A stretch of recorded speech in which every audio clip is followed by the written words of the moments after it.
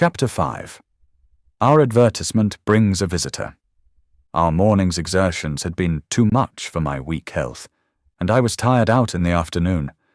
After Holmes's departure for the concert, I lay down upon the sofa and endeavoured to get a couple of hours' sleep. It was a useless attempt. My mind had been too much excited by all that had occurred, and the strangest fancies and surmises crowded into it.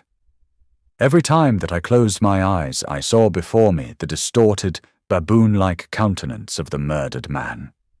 So sinister was the impression which that face had produced upon me that I found it difficult to feel anything but gratitude for him who had removed its owner from the world. If ever human features bespoke vice of the most malignant type, they were certainly those of Enoch J. Drebber of Cleveland. Still, I recognized that justice must be done, and that the depravity of the victim was no condonement in the eyes of the law. The more I thought of it, the more extraordinary did my companion's hypothesis that the man had been poisoned appear. I remembered how he had sniffed his lips, and had no doubt that he had detected something which had given rise to the idea. Then again, if not poison, what had caused the man's death, since there was neither wound nor marks of strangulation? But on the other hand, whose blood was that which lay so thickly upon the floor? There were no signs of a struggle, nor had the victim any weapon with which he might have wounded an antagonist. As long as all these questions were unsolved, I felt that sleep would be no easy matter, either for Holmes or myself. His quiet, self-confident manner convinced me that he had already formed a theory which explained all the facts, though what it was I could not for an instant conjecture. He was very late in returning, so late that I knew that the concert could not have detained him all the time. Dinner was on the table before he appeared. "It was magnificent," he said as he took his seat. "Do you remember what Darwin says about music?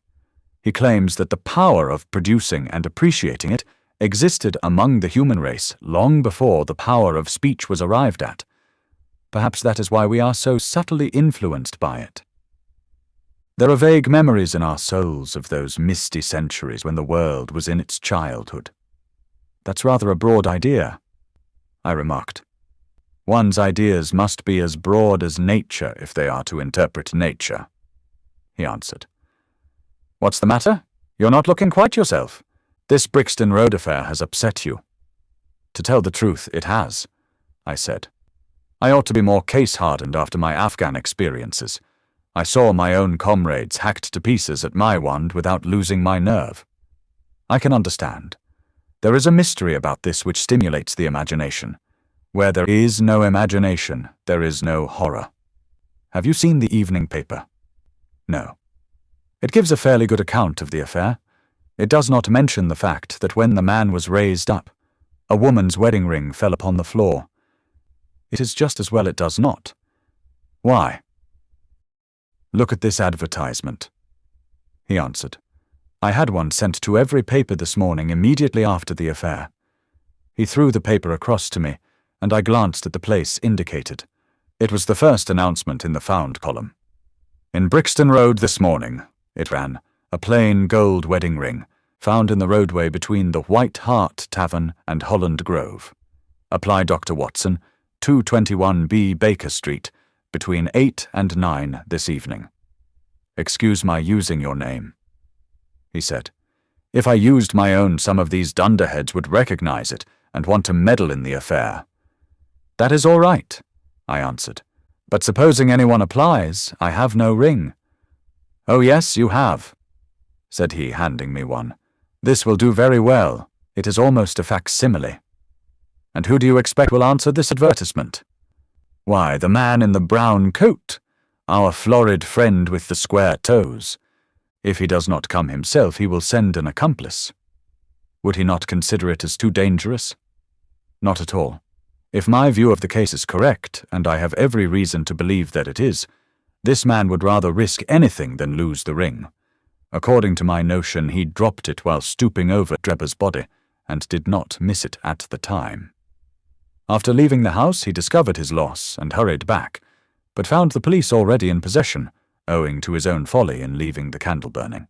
He had to pretend to be drunk in order to allay the suspicions which might have been aroused by his appearance at the gate.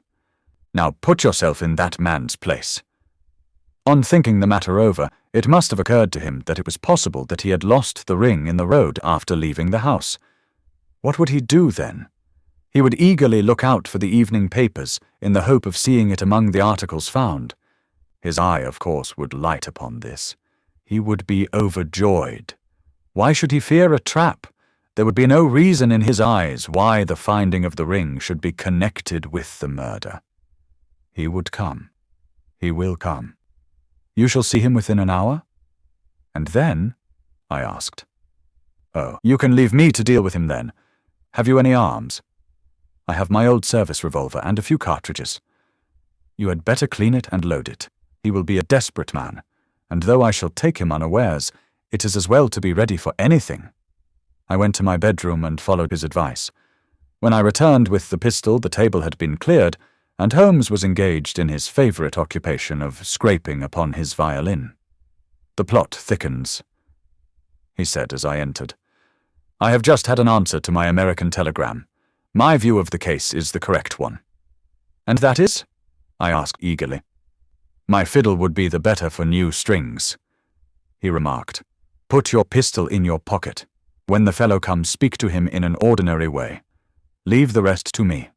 Don't frighten him by looking at him too hard.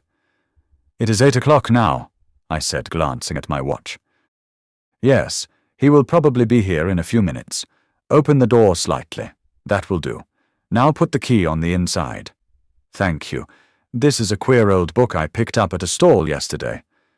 De Jure Inter Gentes, published in Latin at Liège in the Lowlands in 1642.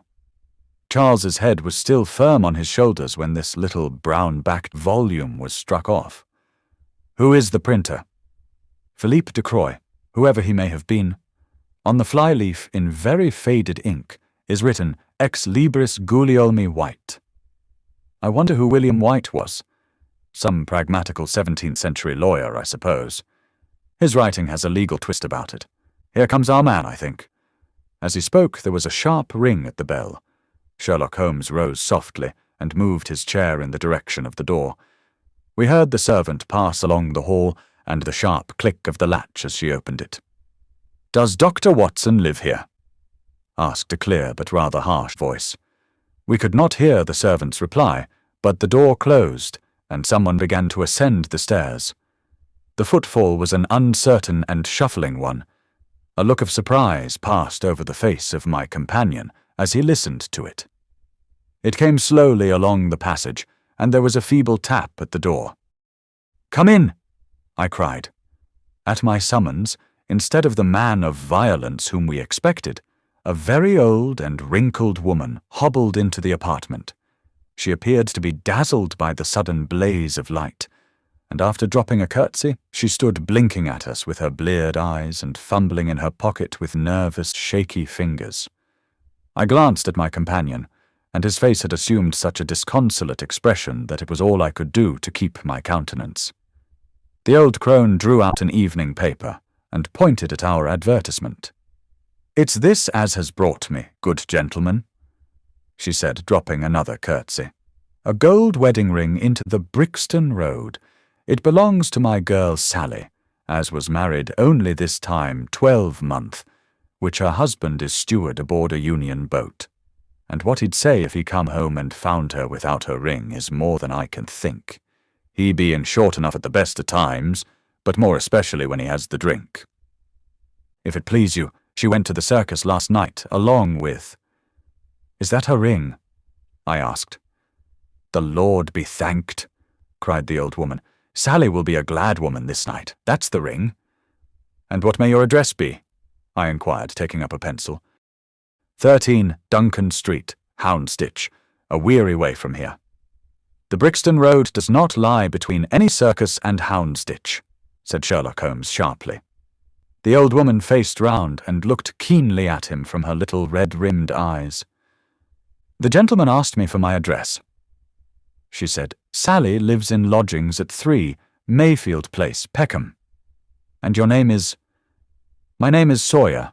Hers is Dennis, which Tom Dennis married her, and a smart, clean lad, too, as long as he's at sea, and no steward in the company more thought of.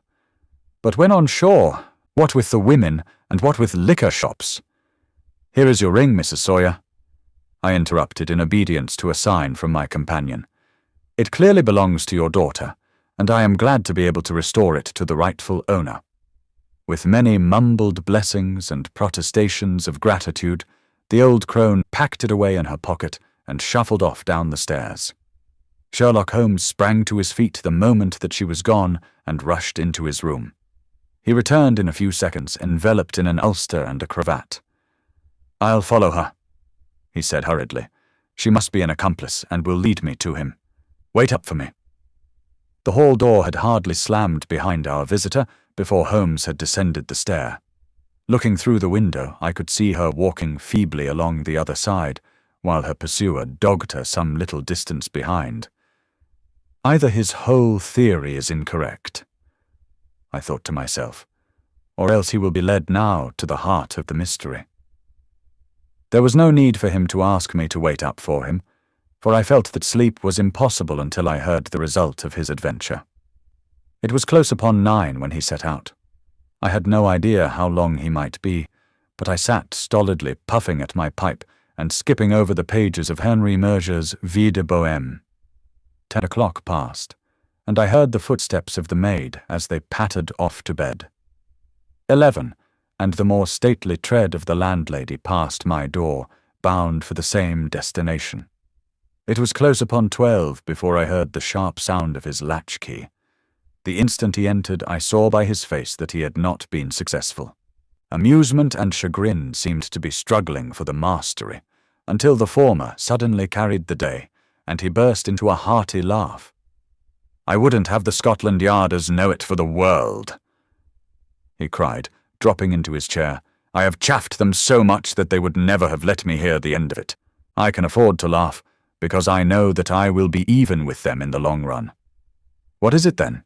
I asked. "Oh, I don't mind telling a story against myself. That creature had gone a little way when she began to limp and show every sign of being footsore. Presently she came to a halt and hailed a four-wheeler which was passing. I managed to be close to her so as to hear the address, but I need not have been so anxious, for she sang it out loud enough to be heard at the other side of the street. 'Drive to 13 Duncan Street, Houndsditch,' she cried. This begins to look genuine, I thought, and having seen her safely inside, I perched myself behind. That's an art which every detective should be an expert at. Well, away we rattled, and never drew rein until we reached the street in question. I hopped off before we came to the door, and strolled down the street in an easy, lounging way. I saw the cab pull up, the driver jumped down, and I saw him open the door and stand expectantly. Nothing came out, though. When I reached him, he was groping about frantically in the empty cab, and giving vent to the finest assorted collection of oaths that ever I listened to. There was no sign or trace of his passenger, and I fear it will be some time before he gets his fare. On inquiring at number 13, we found that the house belonged to a respectable paper-hanger named Keswick, and that no one of the name either of Sawyer or Dennis had ever been heard of there. "You don't mean to say," I cried in amazement, that tottering, feeble old woman was able to get out of the cab while it was in motion, without either you or the driver seeing her?" "Old woman be damned," said Sherlock Holmes sharply. "We were the old women to be so taken in. It must have been a young man, and an active one, too, besides being an incomparable actor. The get-up was inimitable. He saw that he was followed, no doubt, and used this means of giving me the slip. It shows that the man we are after is not as lonely as I imagined he was, but has friends who are ready to risk something for him. Now, Doctor, you are looking done up. Take my advice and turn in." I was certainly feeling very weary, so I obeyed his injunction. I left Holmes seated in front of the smouldering fire, and long into the watches of the night I heard the low, melancholy wailings of his violin, and knew that he was still pondering over the strange problem which he had set himself to unravel.